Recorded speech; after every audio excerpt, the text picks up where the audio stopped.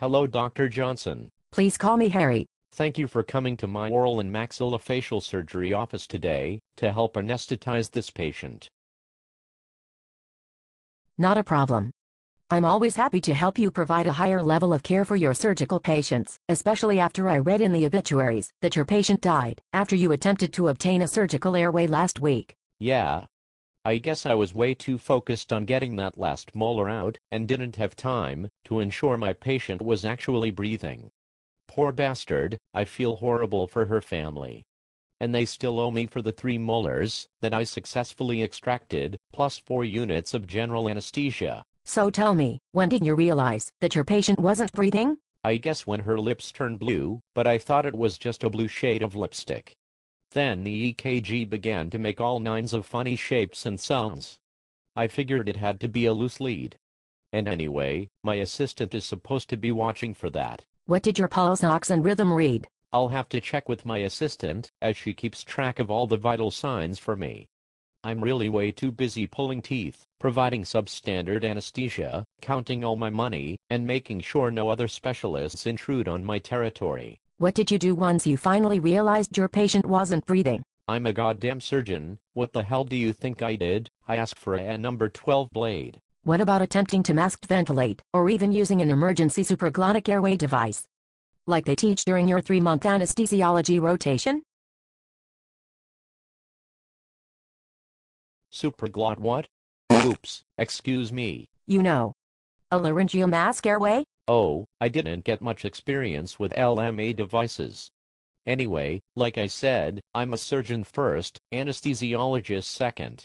I only profess to being the anesthesia expert for the field of dentistry when asked by the ADA, not during a true emergency. So, if you are the expert, why did you ask for my assistance for today's case? Well, I noticed that today's patient wore black nail polish to her initial consultation.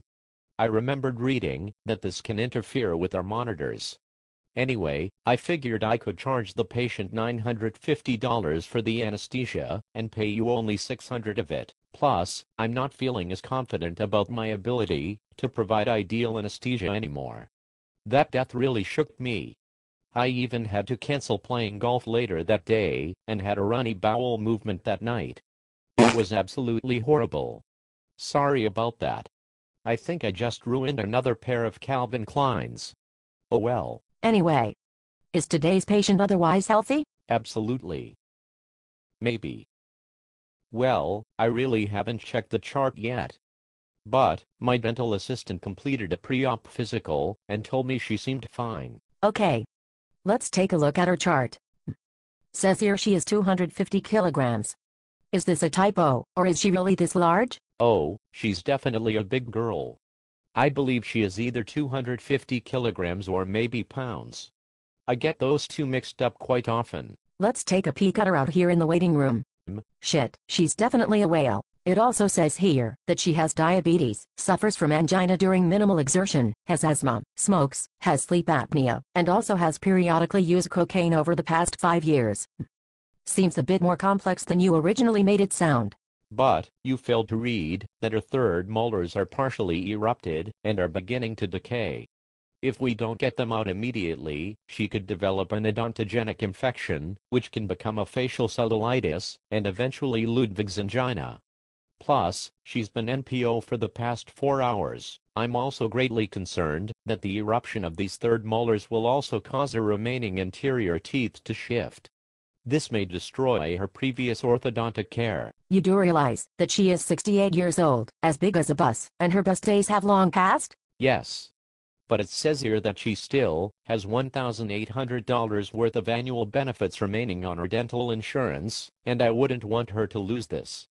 I'm really just trying to do what's best for the patient. Is she experiencing active symptoms from these molars? Not really, but my new trophy wife just purchased a Range Rover, and I really need to squeeze this last case into today's schedule. Oh. And did I mention that she is paying with cash today? Oh snap. Why all the small talk? Why didn't you mention this when I first inquired about her medical history? Let's go make some fucking money.